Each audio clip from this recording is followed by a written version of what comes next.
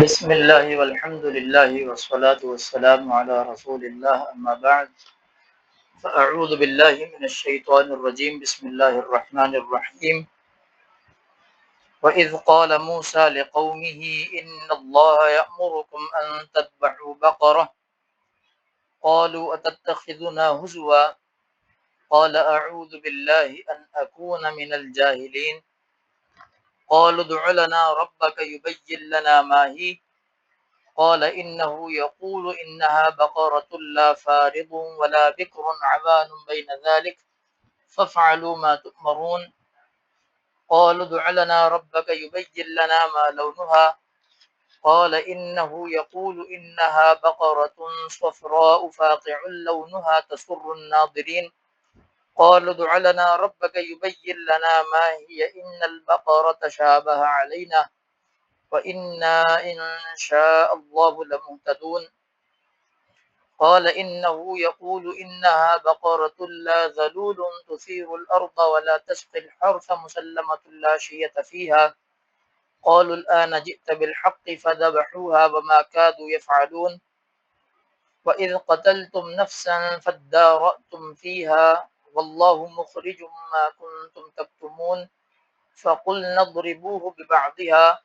كذلك يحيي الله الموتى ويريكم آياته لعلكم تعقلون۔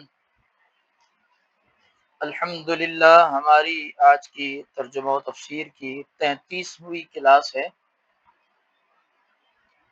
اور آج کی کلاس کا تسلسل بھی گزشتہ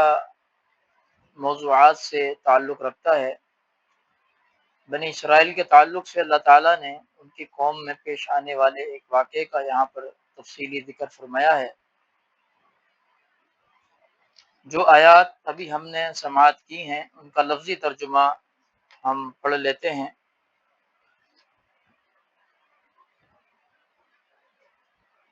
وَإِذْ،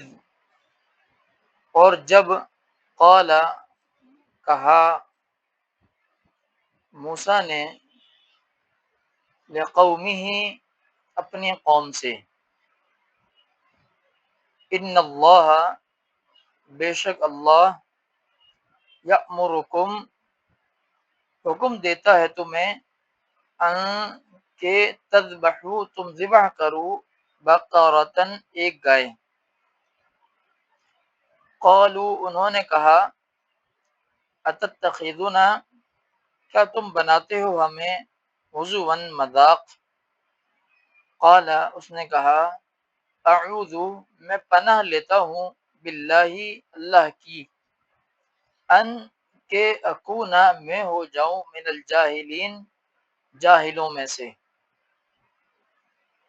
قالوا ادع لنا، قالوا، انہوں نے کہا، ادعو، دعا کرو، لنا، ہمارے لیے، ربک، اپنے رب سے، یبین، وہ واضح کر دے، لنا، ہمارے لیے، ما، کیسی ہو، ہیا، وہ، قال، کہا، انہو، بے شک وہ، یقول، فرماتا ہے، انہا، بے شک وہ، بقرۃ، گائے، لا فارض، نہ بوڑھی ہو، ولا، اور نہ، بکر، چھوٹی ہو، عوان، اوسط عمر کی ہو، بینہ، درمیان، ذالک، اس کے، ففعلوا، تو کرو، ما، جو، تؤمرون، تم حکم دیے جاتے ہو۔ قالوا، انہوں نے کہا، ادعو، دعا کرو، لنا، ہمارے لیے، ربک، اپنے رب سے، یبین، وہ واضح کر دے، لنا، ہمارے لیے، ما، کیسا ہے، لونہا، رنگ اس کا۔ قال، کہا، انہو، بے شک وہ، یقول، فرماتا ہے، انہا، بے شک وہ، بقرۃ، گائے ہے، صفراء، زرد رنگ کی، فاقع، خوب گہرا ہے، لونہا، رنگ اس کا، تسر، خوش کرتی ہے، الناظرین، دیکھنے والوں کو۔ قالو انہوں نے کہا ادعو دعا کرو لنا ہمارے لیے ربکا اپنے رب سے یبین وہ واضح کر دے لنا ہمارے لیے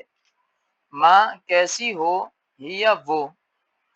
ان بے شک البقرہ تھا گائے تشابہ مشتبہ ہو گئی ہے علینا ہم پر وان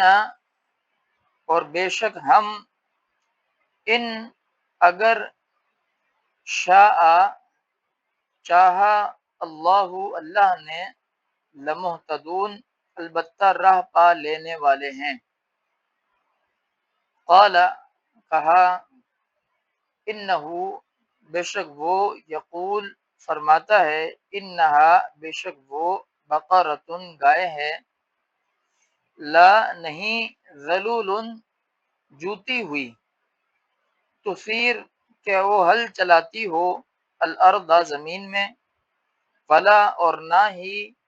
تسقی سیراب کرتی ہو الحرث کھیتی کو مسلمتن صحیح سلامت ہو لا نہ ہو شیعتا کوئی داغ فیہا اس میں قالو انہوں نے کہا الآن اب جئتا تو لایا ہے بالحق حق کو فذبحوها پھر انہوں نے ذبح کیا اسے وما اور نہ کادو وہ قریب تھے کہ یفعلون وہ کرتے وَإِذْ اور جب قتل کیا تم نے نفسن ایک نفس کو فادارأتم پھر ایک دوسرے پر ڈالنے لگے تم فیہا اس کے بارے میں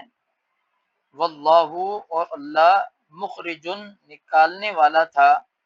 ما جو کن تم تھے تم تکتمون چھپاتے فقلنا پس کہا ہم نے اضربوہ مارو اسے ببعدہا ساتھ اس کے بعض حصے کے کذالک اسی طرح یحیی زندہ کرے گا اللہ تعالی الموتى مردوں کو ویریکم اور وہ دکھاتا ہے تمہیں آیاتہ اپنی نشانیاں لعلکم تاکہ تم تعقلون عقل سے کام لو یہ ان آیات مبارکہ کا لفظی ترجمہ تھا جو بھی ہم نے سماعت کیا ہے اب انہی آیات مبارکہ کا باری باری انشاءاللہ ہم با محاورہ ترجمہ بھی پڑھیں گے وَإِذْ قُلْتُمْ يَا مُوسَىٰ اور جب کہا وَإِذْ قَالَ مُوسَىٰ لِقَوْمِهِ اور جب موسیٰ نے اپنی قوم سے کہا بے شک ان اللہ یأمرکم ان تذبحوا بقرہ بے شک اللہ تمہیں حکم دیتا ہے کہ ایک گائے ذبح کرو قالوا اتتخذنا ہزوا انہوں نے کہا کہ کیا تو ہمیں مذاق بناتا ہے قال اعوذ باللہ ان اکون من الجاہلین کہا میں اللہ کی پناہ پکڑتا ہوں کہ میں جاہلوں میں سے ہو جاؤں قال ادع لنا ربک یبین لنا ما ہی انہوں نے کہا ہمارے لیے اپنے رب سے دعا کرو کہ وہ ہمارے لیے واضح کرے کہ وہ گائے کیا ہے قال انه يقول انها بقرة لا فارض ولا بكر کہا بے شک وہ فرماتا ہے کہ بے شک وہ ایسی گائے ہے جو نہ بوڑھی ہے اور نہ بچڑی ہے عوان بین ذالک اس کے درمیان جو اس کی عمر ہے ففعلوا ما تؤمرون اس کے درمیان جوان عمر کی ہے تو کرو جو تمہیں حکم دیا جاتا ہے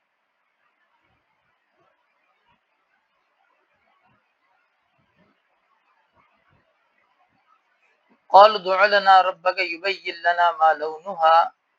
انہوں نے کہا ہمارے لیے اپنے رب سے دعا کرو کہ وہ ہمارے لیے واضح کرے کہ اس کا رنگ کیا ہے قال انه يقول انها بقرة صفراء کہا بے شک وہ فرماتا ہے کہ بلا شبہ وہ گائے زرد رنگ کی ہے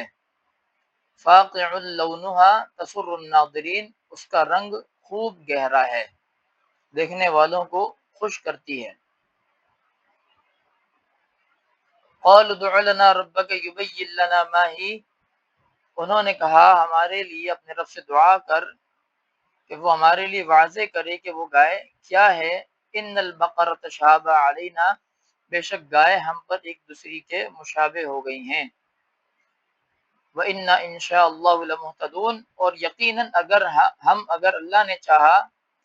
تو مقصد کو پہنچنے ہی والے ہیں۔ قال انه يقول انها بقرة لا ذلول تثير الارض ولا تسقي الحرث، کہا بے شک وہ فرماتا ہے کہ بے شک وہ ایسی گائے ہے جو نہ جوتی ہوئی ہے کہ وہ زمین میں ہل چلاتی ہو اور نہ کھیتی کو پانی دیتی ہے، صحیح سالم ہے۔ مسلمۃ لا شیۃ فیہا، صحیح سالم ہے، اس میں کسی اور رنگ کا نشان نہیں۔ قالوا الآن جئت بالحق، انہوں نے کہا کہ اب تو صحیح بات لایا ہے۔ فذبحوها وما كادوا يفعلون، بس انہوں نے اسے ذبح کیا اور وہ قریب نہ تھے کہ ذبح کرتے۔ وَإِذْ قَتَلْتُمْ نَفْسًا فَادَّارَأْتُمْ فِيهَا وَاللَّهُ مُخْرِجٌ مَا كُنْتُمْ تَكْتُمُونَ، اور جب تم نے ایک شخص کو قتل کر دیا پھر تم نے اس کے بارے میں جھگڑا کیا، اور اللہ اس بات کو نکالنے والا تھا جو تم چھپا رہے تھے۔ فَقُلْنَا اضْرِبُوهُ بِبَعْضِهَا كَذَلِكَ يُحْيِي اللَّهُ الْمَوْتَى، تو ہم نے کہا اس پر اس کا کوئی ٹکڑا مارو، اس طرح اللہ تعالیٰ مردوں کو زندہ کرتا ہے۔ وَيُرِيكُمْ آيَاتِهِ لَعَلَّكُمْ تَعْقِلُونَ، اور تمہیں اپنی نشانیاں دکھاتا ہے تاکہ تم سمجھو۔ ان آیات کے جو نئے وہ کلمات ہیں جو ہمارے سامنے آئے ہیں ان کی وضاحت یہاں کی جا رہی ہے۔ حضون استہزاء سے ہے، مذاق اڑانا، تمسخر کرنا۔ یہودیوں نے جناب موسیٰ علیہ السلام کی اس بات کو جب انہوں نے کہا کہ اللہ تعالیٰ فرماتا ہے کہ ایک گائے ذبح کرو، تو انہوں نے اس عمل کو مذاق سمجھا کہ کیا تو ہمارے ساتھ مذاق کرتا ہے۔ فارض، بوڑھی، زیادہ دانت والی، لاغر، کمزور۔ جانوروں میں ان کی عمر کا تناسب ان کے دانتوں سے ہوتا ہے۔ کم از کم دو دانت کی جو گائے ہوتی ہے، دو دانت کا جو جانور ہوتا ہے وہ جوان عمر کا جانور کہلاتا ہے۔ اسی طریقے سے جب جانور کے دانت بڑھتے جاتے ہیں، جو اگلے دانت ہوتے ہیں نچلے حصے کے، 3 ہو جاتے ہیں، 4 ہو جاتے ہیں، 5 ہو جاتے ہیں اور 6 ہو جاتے ہیں، تو چھٹے دانت تک جب جانور پہنچ جائے اس کا مطلب یہ کہ اب یہ جانور بوڑھا ہو چکا اور اس کی عمر مکمل ہو چکی، اب اس میں کمزوری آ گئی، لاغر پن آ گیا، اب اس میں وہ طاقت نہیں رہی جو جوانی میں کسی جانور میں طاقت ہوتی ہے۔ تو اسی لیے فاردن، بوڑھی گائے سے منع کیا گیا۔ زیادہ دانت والی جو گائے ہوتی ہے، 6 دانت کی یا 8 دانت کی گائے جو ہے وہ ذبح کرنے سے قربانی کے دنوں میں بھی شریعت نے روکا ہے۔ بکرن، چھوٹی عمر کی ہو، 2 دانت سے کم عمر، جو بالکل نئی نئی گائے جو بھی پیدا ہوتی ہے، کچھ عرصہ گزارتی ہے، جس کے دانت ابھی پورے نہیں آتے، یا 2 دانت کی وہ بھی پوری نہیں ہوئی،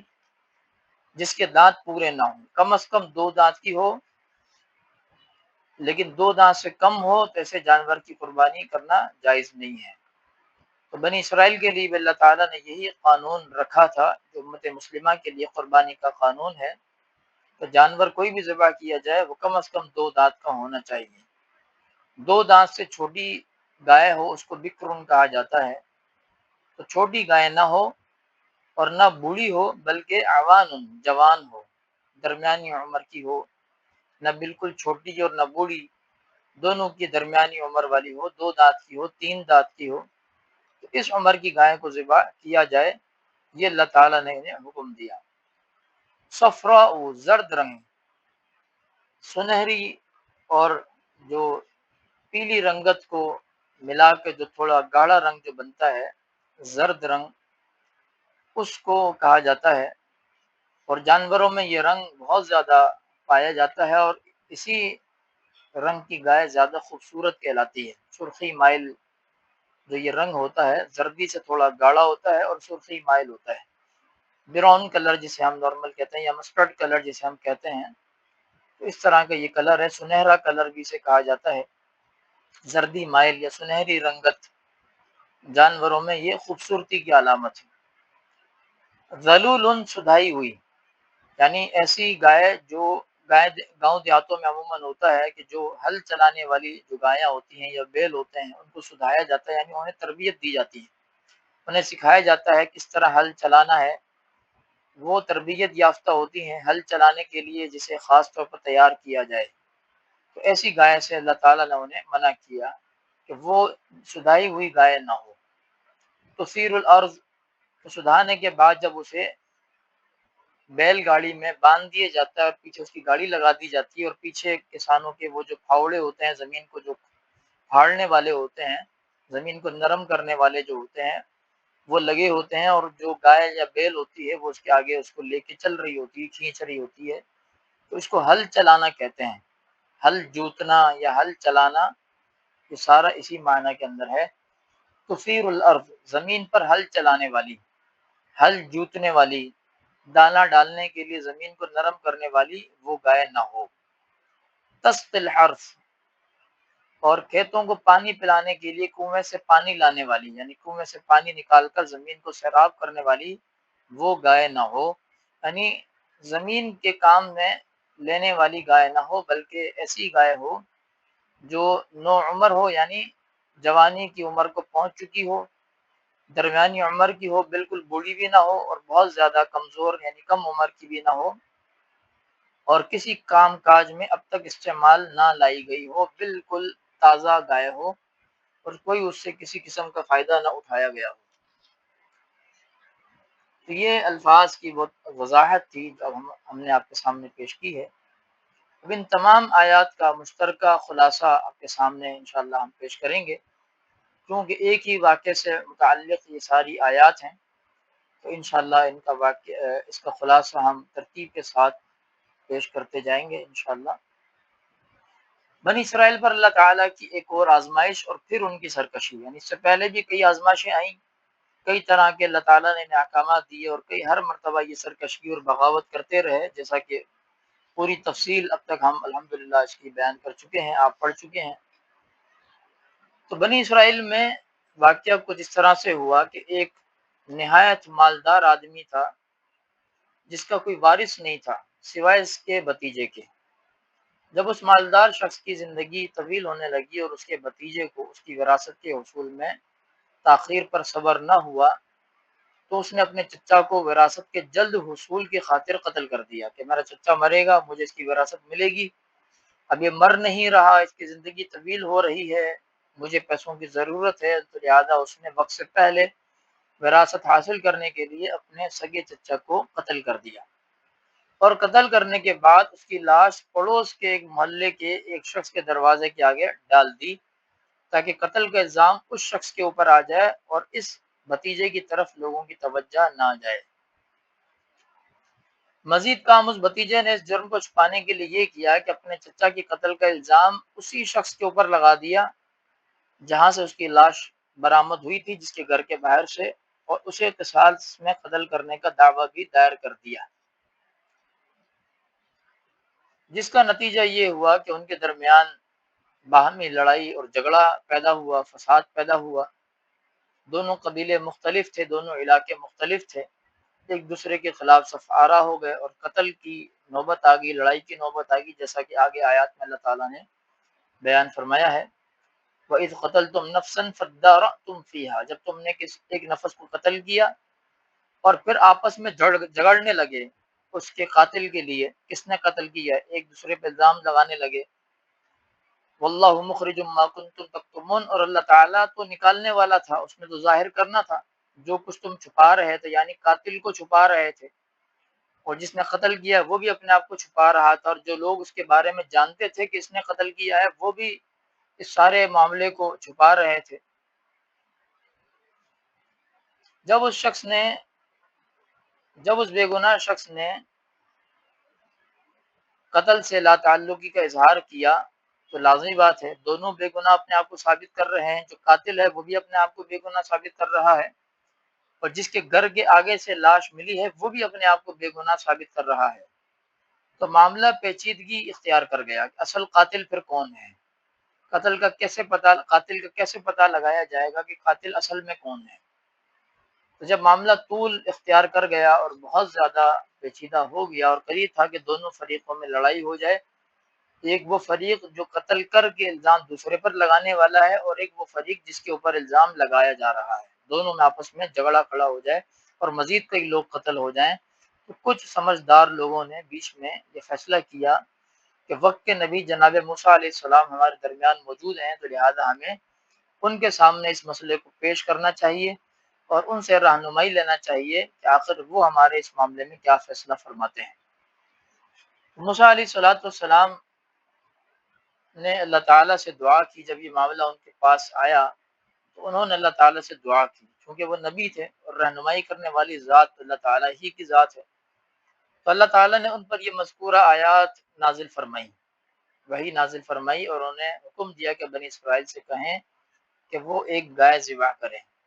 یہی وہ کلمات ہیں جن کے بارے میں جناب موسیٰ علیہ السلام ارشاد فرما رہے ہیں، وَإِذْ قَالَ مُوسَىٰ لِقَوْمِهِ يَا إِنَّ اللَّهَ يَأْمُرُكُمْ أَن تَذْبَحُوا بَقَرَةً، اور جب کہا موسیٰ نے اپنی قوم سے کہ بے شک اللہ تعالیٰ حکم دیتا ہے کہ تم ایک گائے ذبح کرو۔ جب انہیں گائے کے ذبح کرنے کا حکم دیا گیا تو قوم نے ابتداءً اسے مذاق سمجھا کہ گائے کا قتل سے کیا تعلق ہے، گائے ذبح کیوں ہم کریں، ہمیں تو قاتل کا پتہ لگانا ہے، گائے بیچ میں کہاں سے آ گئی، گائے کو کیوں آپ بیچ میں لے کر آ رہے ہیں۔ تو موسیٰ علیہ السلام نے جب ان کی یہ بات سنی کہ یہ مذاق سمجھ رہے ہیں اس بات کو، تو انہوں نے کہا کہ اعوذ باللہ ان اکون من الجاہلین، میں اللہ کی پناہ چاہتا ہوں اس بات سے کہ میں جاہلوں میں سے ہو جاؤں، یعنی مذاق کرنا دین کے متعلق، اور ایک نبی مذاق کرے اللہ کے حکم سے متعلق، نبی یہ بھی کہے کہ اللہ فرماتا ہے اور وہ فرمان اس کا اسی طرح نہ ہو اور وہ اپنی طرف سے کہہ دے اور ایک مذاق اڑانے والا کام کرے، تو کیسی جہالت کی بات ہو سکتی ہے کسی نبی کے لیے، کسی بھی شخص کے لیے جو اللہ کی وحی سے متعلق مذاق کرے۔ تو اعوذ باللہ ان اکون من الجاہلین، میں اللہ کی پناہ مانگتا ہوں اس بات سے کہ میں جاہل ہوں اور اس طرح کی جاہلانہ کوئی حرکت کروں۔ جب اللہ تعالیٰ نے اپنی پہلی وحی نازل فرمائی تو اس میں مطلق گائے کے ذبح کرنے کا حکم تھا، قوم کے لوگوں پر لازم تھا کہ وہ حکم کے عموم کو مد نظر رکھتے ہوئے، کیونکہ گائے کا ذبح کرنے کا حکم ہے، بجائے اس کے کہ وہ یہ بات کہتے کہ یہ کوئی مذاق ہے،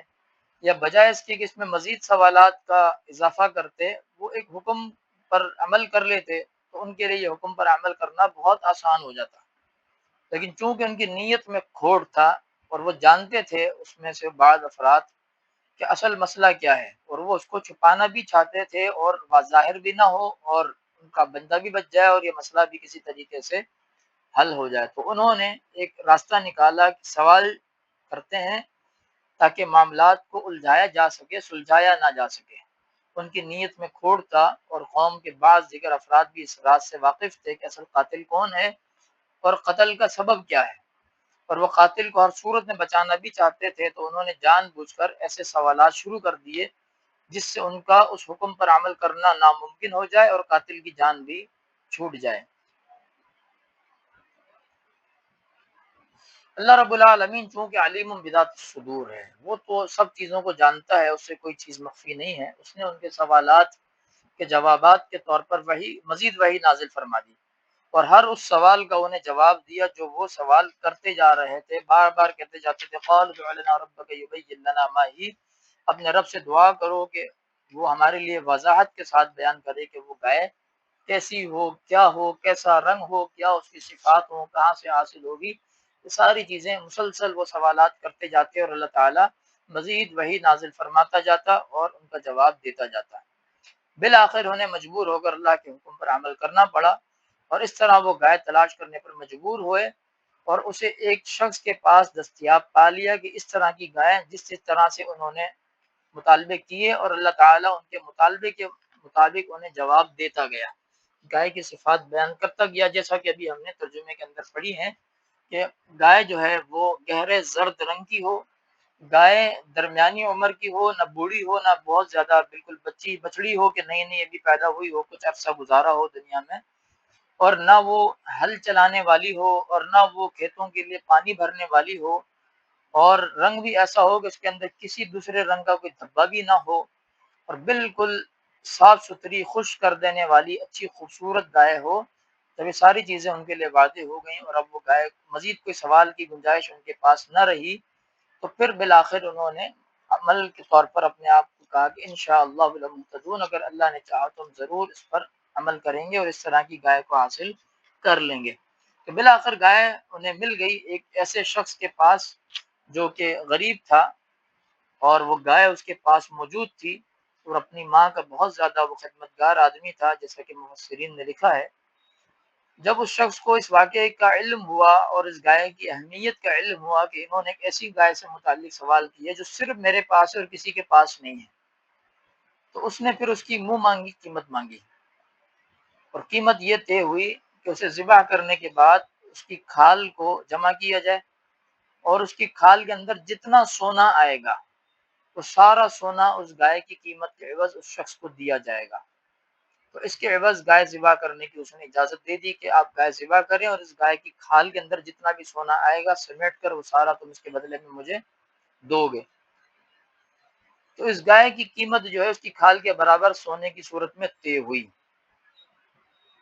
اس گائے کو ذبح کرنے کے بعد گائے کے گوشت کا ایک ٹکڑا قاتل کے جسم پر لگانے کا اللہ تعالیٰ نے حکم دیا۔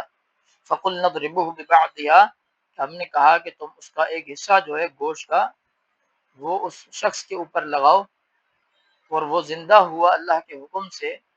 اور اس نے اپنے قاتل کا نام بتایا، اور اس کے بعد وہ دوبارہ سے فوت ہو گیا۔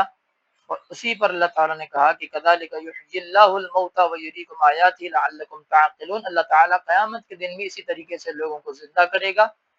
اور اس میں اللہ کی نشانیاں ہیں تاکہ تم عقل حاصل کرو۔ اس طرح وہ بھتیجا اپنے چچا کا قاتل ثابت ہو گیا اور اسے قصاص میں قتل کر دیا گیا، تو لہذا قاتل کا بھی پتہ لگ گیا، گائے بھی ذبح ہو گئی، اور جو گائے والا جو غریب آدمی تھا اس کے لیے اللہ تعالیٰ نے ایک بڑی دولت کا انتظام بھی فرما دیا۔ اس طرح یہ سارے واقعے کا یہ سلسلہ ہے جو بنی اسرائیل کے اندر یہاں پیش آیا، اور مفسرین نے اس کی تفصیل بیان کی، اور قرآن مجید کی آیات سے بھی یہ ساری تفصیل واضح ہے۔ یہاں ہمارے لیے کچھ حکمتیں ہیں، سمجھنے کی کچھ باتیں ہیں، کچھ اسباق ہیں جن پر غور کرنا ہمارے لیے بہت ضروری ہے۔ کسی شخص کے لیے لائق نہیں کہ وہ اللہ کے دین میں کسی حکم سے متعلق کوئی مذاق کرے، یہ سراسر جہالت کی دلیل ہے۔ بعض لوگ اللہ کے احکامات سے متعلق مذاق کرتے ہیں، حتیٰ کہ اللہ کی جو شاعر اسلامی ہیں، جنہیں ہم شاعر کہتے ہیں، شاعر اللہ کہتے ہیں، ان کا بھی مذاق اڑاتے ہیں، داڑھی کا مذاق اڑاتے ہیں، پردے کا مذاق اڑاتے ہیں، لوگوں کے مردوں کے شلوار ٹخنوں سے نیچے رکھنے کا مذاق اڑاتے ہیں، اس طرح بہت ساری چیزوں کا مذاق اڑاتے ہیں، یا اللہ کی طرف سے خود ساختہ طور پر مذاق کے اندر ہی احکامات بنا کے پیش کرتے ہیں، جی اللہ نے یہ کہا ہے، جبکہ وہ اللہ نے نہیں کہا ہوتا۔ تو اس طرح کی کوئی بھی بات جو مذاق کے اندر یا کسی بھی طرح سے کی جائے، یا کسی بات کا مذاق اڑایا جائے کسی شرعی حکم کا، تو یہ انسان کے جاہل ہونے کی، بلکہ بدترین جاہل ہونے کی دلیل ہے۔ کوئی بھی عقل مند آدمی، ذی شعور آدمی، دیندار آدمی اس طرح کبھی بھی ایسی کوئی حرکت نہیں کر سکتا، اور نہ کسی کو کرنی چاہیے۔ اللہ کے حکم کو من عن تسلیم کیا جائے، اس میں حیل و حجت اور بیجا سوالات کرنا معاملے کو مزید مشکل بنا دیتا ہے، جس سے بندے کو سوائے اپنی مشکلات میں اضافے کچھ حاصل نہیں ہوتا۔ بنی اسرائیل کے لیے بڑا آسان تھا کہ جب اللہ تعالیٰ نے پہلی بار حکم دیا، ان اللہ یأمرکم ان تذبحوا بقرہ، اللہ تمہیں حکم دیتا ہے کہ گائے ذبح کر لو، تو پھر آگے ساتھ فرما بھی دیا کہ ففعلوا ما تؤمرون، جو حکم دیا جا رہا ہے وہ کرو، سوال کرنے کی کیا ضرورت ہے۔ تو چاہیے تو یہ تھا کہ وہ حکم کے مطابق عمل کر لیتے، لیکن انہوں نے سوالات در سوالات در سوالات شروع کر دیے، جس کا نتیجہ یہ ہوا کہ ان کے لیے اسی حساب سے مشکل در مشکل کھڑی ہوتی چلی گئی۔ تو اگر وہ پہلی باری میں ہی پہلے حکم کے اندر ہی گائے ذبح کر لیتے تو انہیں کوئی بھی گائے ذبح کرنے کے لیے آسانی ہو جاتی، حتیٰ کہ وہ گائے مفت میں بھی کسی بھی شخص کے پاس ذبح کی جا سکتی تھی، یا انتہائی کم قیمت میں بھی گائے خریدی جا سکتی تھی۔ لیکن جب انہوں نے سوالات کرنا شروع کیے اور معاملہ ان کے لیے مشکل ہو گیا، تو اب صرف ایک ہی گائے رہ گئی جس کے لیے جو ان شرائط پر پوری اترتی تھی اور باقی ساری گایوں کا ذبح کر دینا پھر ان کے اوپر ممنوع قرار دے دیا گیا، تو اس شخص نے بھی جس کے پاس پھر گائے تھی اس کا پورا فائدہ اٹھایا اور منہ مانگی قیمت مانگی، اور یہ لوگ اس قیمت کو ادا کرنے پر مجبور ہوئے، کیونکہ بالآخر اللہ کے حکم پر عمل تو کرنا ہی تھا۔ کسی پر قتل کا جھوٹا الزام ایک وقت کے بعد ضرور اس کی بے گناہی کو ثابت کر دیتا ہے، یہ اللہ کا قانون ہے، اللہ تعالیٰ ضرور اس مسئلے کو ثابت کرتا ہے۔ واللہ مخرج ما کنتم تکتمون، اللہ تو نکالنے والا ہے جو کچھ تم چھپاؤ گے۔ کسی نے کسی کو قتل کر دیا، دنیا کے اندر آج بھی بہت سارے قتل ہوتے ہیں، قاتل جو ہے وہ چھپ جاتے ہیں، لوگوں پر جھوٹا الزام لگا دیتے ہیں، بے گناہوں پر الزام لگا دیتے ہیں، یا بے گناہوں کو پکڑ لیا جاتا ہے۔ تو ایک وقت ضرور آتا ہے کہ جب اللہ تعالیٰ قاتل کو دنیا کے سامنے بے نقاب کرتا ہے کہ اصل قاتل یہ تھا، شواہد کی بنیاد پر قاتل پکڑا جاتا ہے۔ اور اگر بالفرض دنیا میں نہ بھی پکڑا جائے تو اللہ تعالیٰ کو تو سب کچھ معلوم ہے، وہ تو علیم بذات الصدور ہے، تو قیامت کے دن تو اللہ تعالیٰ نے اس قاتل کو کھڑا کر لینا ہے، اور مقتول کو اگر، اور جو غیر یعنی جو جس پر الزام لگایا گیا بے گناہ شخص جو ہے، اگر اس کو سزا ہو بھی گئی اس قاتل کے قتل کے جرم میں، مقتول کے قتل کے جرم میں، تو اس کی سزا کو اللہ تعالیٰ اس کے لیے، اگر مسلمان ہوگا تو اس کے لیے نجات کا اور درجات کی بلندی کا ذریعہ بنا دے گا۔ تو بے گناہی اس کے لیے نجات کا ذریعہ بن جائے گی، اس کی گناہوں کا کفارہ بن جائے گی، اور قاتل قیامت کے دن پھر پکڑا جائے گا اور اس کی سزا پھر وہاں بڑی سخت ہوگی، پھر اللہ تعالیٰ اسے معاف نہیں فرمائے گا۔ اللہ تعالیٰ بندوں کی نیتوں کو اور ان کے تمام خفیہ معاملات کو خوب اچھی طرح جانتا ہے۔ دنیا میں کوئی شخص جتنی مرضی اپنی بدنیتی اور اپنے جرائم چھپا لے، مگر اللہ تعالیٰ سے اس کے جرائم اور اس کی بدنیتی نہیں چھپ سکتی۔ اللہ تعالیٰ سے کوئی بھی شخص اپنا کچھ بھی نہیں چھپا سکتا۔ تو لہٰذا اس میں تنبیہ بھی ہے ان تمام لوگوں کو جو اس طرح کی نیتیں رکھتے ہیں، اس طرح کے جرائم پیشہ لوگ ہیں، اپنے معاملات میں اللہ سے ڈریں۔ اگر اللہ سے نہیں ڈرتے تو پھر اس کا مطلب یہ ہے کہ پھر انہیں اللہ کے عذاب کے لیے ہر وقت تیار رہنا چاہیے، اور اس بات کو سمجھ لینا چاہیے کہ اللہ تعالیٰ سے ان کی کوئی بھی چیز مخفی نہیں ہے۔ اللہ تعالیٰ جب چاہے انہیں پکڑ سکتا ہے، دنیا میں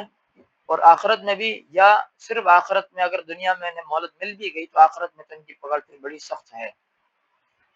مرنے کے بعد دوبارہ زندہ ہونا یہ برحق ہے، اور اللہ تعالیٰ زندہ کرے گا، اور قرآن مجید میں اور بھی کئی مواقع پر یہ بات ذکر ہوئی ہے۔ اللہ تعالیٰ نے دنیا کے اندر کئی لوگوں کو مارنے کے بعد دنیا میں بھی زندہ کیا ہے، اور آخرت میں تو اللہ تعالیٰ زندہ کرے گا ہی۔ خود بنی اسرائیل کے اندر یہ واقعہ گزشتہ آیات میں ہم پڑھ چکے ہیں کہ انہی کے کچھ افراد کو جنہوں نے یہ تقاضا کیا تھا کہ ہم اللہ تعالیٰ کو اپنے سامنے دیکھنا چاہتے ہیں، قالوا ارنا اللہ جہرۃ لن نؤمن لک حتی نری اللہ جہرہ، ہم اللہ تعالیٰ پر تجھ پر اس وقت تک ایمان نہیں لائیں گے جب تک کہ ہم اللہ کو دیکھ نہ لیں۔ تو فأخذتكم الصاعقة وانتم تنظرون ثم بعثناكم من بعد موتكم لعلكم تشكرون، تو اللہ تعالیٰ نے ایک بجلی کی کڑک ان کے اوپر بھیجی، وہ سارے کے سارے مر گئے، پھر موسیٰ علیہ السلام کی دعا کے ذریعے سے دوبارہ اللہ تعالیٰ نے انہیں زندہ کیا تھا۔ تو بنی اسرائیل کے اندر ہی یہ واقعہ پہلے بھی گزر چکا تھا، اور اس طرح کے کئی واقعات قرآن مجید میں اور بھی ذکر موجود ہیں، اور اللہ تعالیٰ قادر ہے اس بات پر اپنی مخلوق کو جبکہ وہ پیدا نہیں ہوئی تھی عدم سے وجود میں لانے پر، اور وجود دینے کے بعد پھر دوبارہ مارنے پر، اور مار دینے کے بعد پھر دوبارہ زندہ کرنے پر۔ اللہ تعالیٰ ہر چیز پر قادر ہے، اور اللہ تعالیٰ ایسا کرے گا۔ تو یہاں سے مرنے کے بعد کے زندہ ہونے کی دلیل بھی ثابت ہوتی ہے۔ تو یہ وہ حکمتیں ہیں، یہ وہ اسباق ہیں جو ہمیں یہاں اس واقعے سے سمجھ میں آتے ہیں۔ اللہ تعالیٰ سے دعا ہے اللہ تعالیٰ ہمیں سمجھنے کی اور عمل کرنے کی توفیق عطا فرمائے۔ سبحان ربک رب العزۃ عما یصفون وسلام علی المرسلین والحمد للہ رب العالمین۔